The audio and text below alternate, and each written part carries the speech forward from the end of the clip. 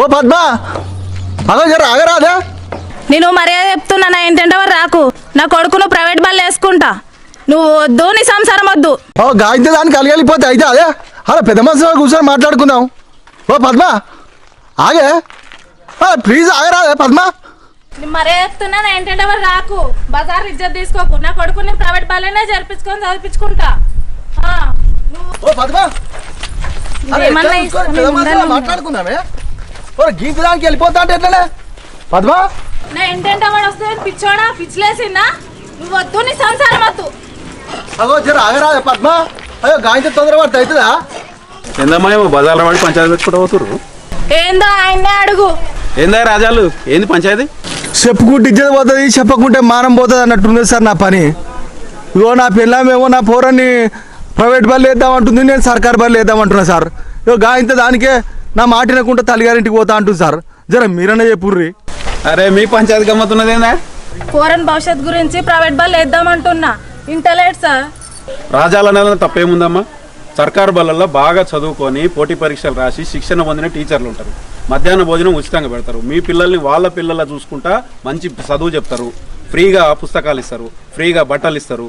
English medium చెప్తున్నారు, digital క్లాసులతో బోధన చేస్తున్నారు, కంప్యూటర్ శిక్షణ కూడా ఫ్రీగా ఇస్తున్నారు. ఇంకేందమ్మా, బాలల భవిష్యత్తు, బంగారు భవిష్యత్తు బాటలు పడేది సర్కారు బళ్ళనేమ్మా. అంతేనంటారా సార్? అంతేనా అంటావేందమ్మా?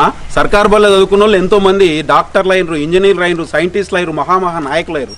ఆనాటి నెహ్రూ గారి నుంచి మొన్నటి అబ్దుల్ కలాం దాకా సర్కారు బళ్ళే చదువుకున్న వాళ్ళే. ఎన్టీ రామారావు సర్కారు బళ్ళే చదువుకున్నాడు, చంద్రబాబు నాయుడు సర్కారు బళ్ళే చదువుకుండు, రాజశేఖర రెడ్డి సర్కారు బళ్ళే చదువుకుండు. అంతేందుకమ్మా, మన కేసీఆర్ ముఖ్యమంత్రి సార్ మన సర్కారు బళ్ళే చదువుకున్నాడు. అందుకని మీ బాబును కూడా సర్కారు బళ్ళనే సర్కారు బళ్ళే పిల్లల్ని వేస్తే వాళ్ళ బంగారు భవిష్యత్తుకు పునాదులు పడతాయి. మా రాజాలు చెప్తుంటే నేను నమ్మలేదు, కానీ మీరు చెప్తుంటే నాకు అంత అర్థమవుతుంది సార్. నా కొడుకును కూడా సర్కారు బళ్ళనే వేస్తా. దేవుని లెక్క వచ్చి నా సంసారం కాపాడిరి సార్. నా పోరగాని సర్కారు బళ్ళు వేసి కలెక్టర్ని చేస్తా సార్. ఇక నేను పోయేస్తా సార్. రైట్, మంచిది. అమ్మా నేను సర్కార్ బళ్ళు చదువు కలెక్టర్ అవుతా. ఇంటున్నా కొడుకు ఏమంటుండో? ఇంటున్నా. మొక్క బాగా పెరగాలంటే ఖరీదైన కుండి కాదు, నాణ్యమైన మట్టి కావాలి.